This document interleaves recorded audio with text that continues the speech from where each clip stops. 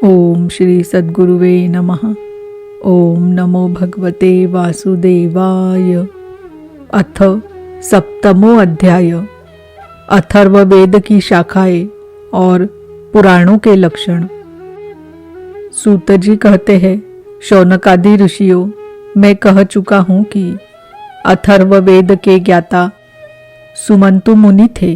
उन्होंने अपनी संहिता अपने प्रिय शिष्य कबंध को पढ़ाई। कबंध ने उस संहिता के 2 भाग करके पथ्य और वेद दर्श को उसका अध्ययन कराया।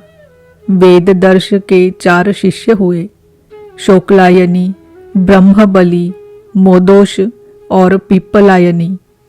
अब पथ्य के शिष्यों के नाम सुनो। शौनक जी पथ्य के 3 शिष्य थे, कुमुद, शूनक और अथर्ववेत्ता जाजली।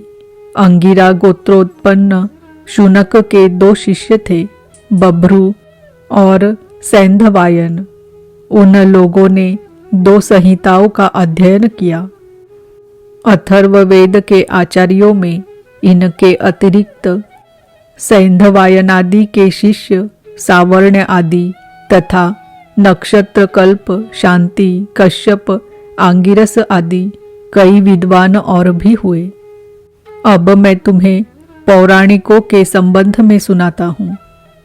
शौनक जी पुराणों के 6 आचार्य प्रसिद्ध है, त्रय्यारुणी, कश्यप, सावर्णी, अकृतव्रण, वैशंपायन और हारित। इन लोगों ने मेरे पिताजी से एक पुराण संहिता पढ़ी थी और मेरे पिताजी ने स्वयं भगवान व्यास से उन संहिताओं का अध्ययन किया था। मैंने उन 6 आचार्यों से सभी संहिताओं का अध्ययन किया था।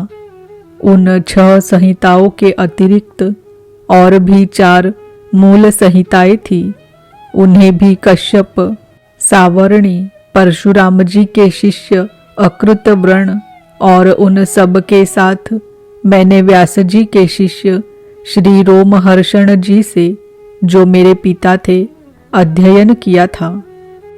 शौनक जी महर्षियों ने वेद और शास्त्रों के अनुसार पुराणों के लक्षण बतलाए हैं। अब तुम स्वस्थ होकर सावधानी से उनका वर्णन सुनो। शौनक जी पुराणों के पारदर्शी विद्वान बतलाते हैं कि पुराणों के 10 लक्षण हैं।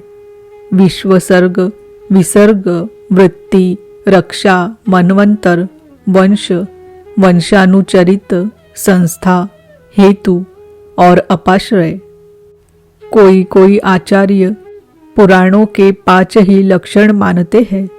दोनों ही बातें ठीक है, क्योंकि महापुराणों में 10 लक्षण होते हैं और छोटे पुराणों में 5।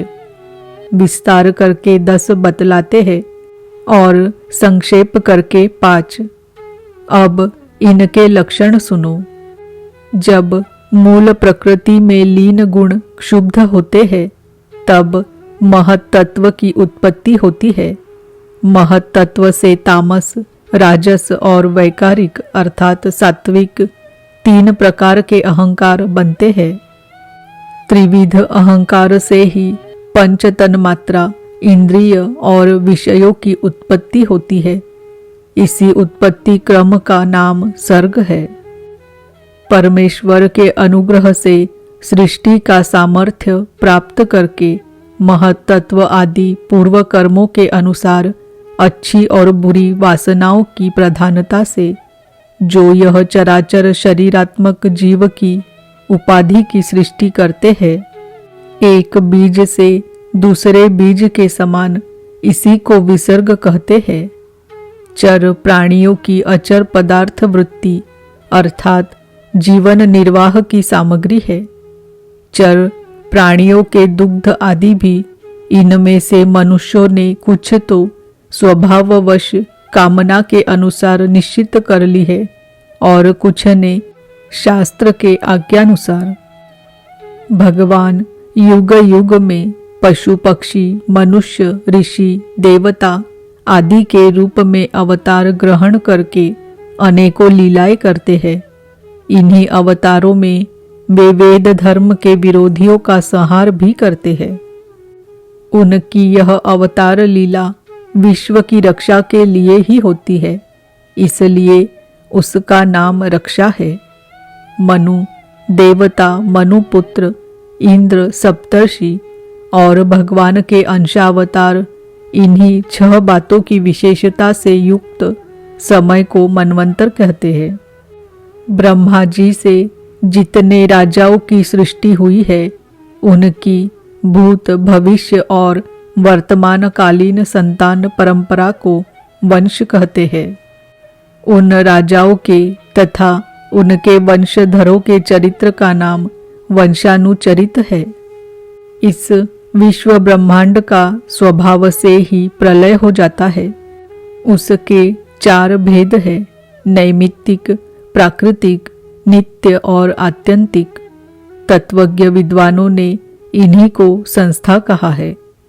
पुराणों के लक्षण में हेतु नाम से जिसका व्यवहार होता है वह जीव ही है, क्योंकि वास्तव में वही सर्ग विसर्ग आदि का हेतु है और अविद्यावश अनेकों प्रकार के कर्मकलाप में उलझ गया है।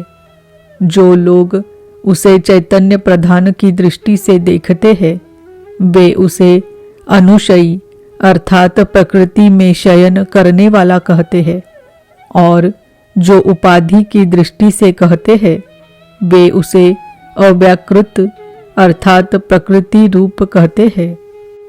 जीव की वृत्तियों के 3 विभाग हैं, जागृत, स्वप्न और सुषुप्ति। जो इन अवस्थाओं में इनके अभिमानी विश्व, तेजस और प्राज्ञ के मायामय रूपों में प्रतीत होता है और इन अवस्थाओं से परे तुरीय तत्व के रूप में भी लक्षित होता है, वही ब्रह्म है। उसी को यहाँ अपाश्रय शब्द से कहा गया है। नाम विशेष और रूप विशेष से युक्त पदार्थों पर विचार करें तो वे सत्ता मात्र वस्तु के रूप में सिद्ध होते हैं। उनकी विशेषताएं लुप्त हो जाती हैं। असल में वह सत्ता ही उन विशेषताओं के रूप में प्रतीत भी हो रही है और उनसे पृथक भी है।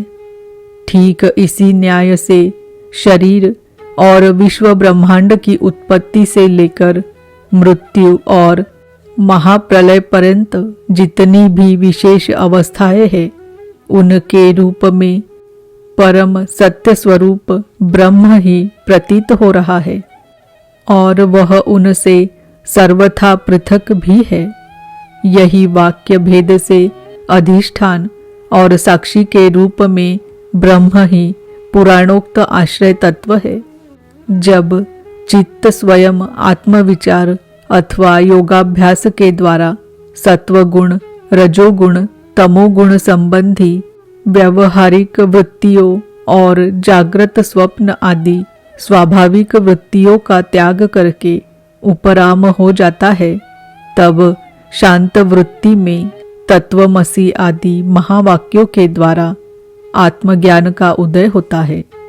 उस समय आत्मवेत्ता पुरुष अविद्याजनित कर्म वासना और कर्म प्रवृत्ति से निवृत्त हो जाता है। शौनकादि ऋषियों, पुरातत्ववेत्ता, ऐतिहासिक विद्वानों ने इन्हीं लक्षणों के द्वारा पुराणों की यह पहचान बतलाई है। ऐसे लक्षणों से युक्त छोटे बड़े 18 पुराण हैं।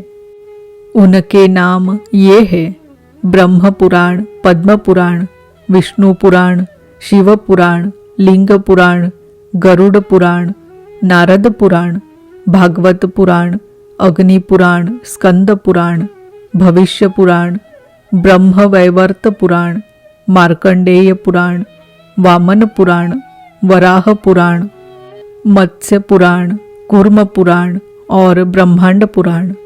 यह 18 है। शौनक जी, व्यास जी की शिष्य परंपरा ने जिस प्रकार वेद संहिता और पुराण संहिताओं का अध्ययन, अध्यापन, विभाजन आदि किया, वह मैंने तुम्हें सुना दिया। यह प्रसंग सुनने और पढ़ने वालों के ब्रह्म तेज की अभिवृद्धि करता है। इति श्रीमद्भागवते महापुराणे पारमहंस्याम संहितायां द्वादश स्कंधे सप्तमो अध्याय। ओम नमो भगवते वासुदेवाय। ओम नमो भगवते वासुदेवाय। ओम नमो भगवते वासुदेवाय।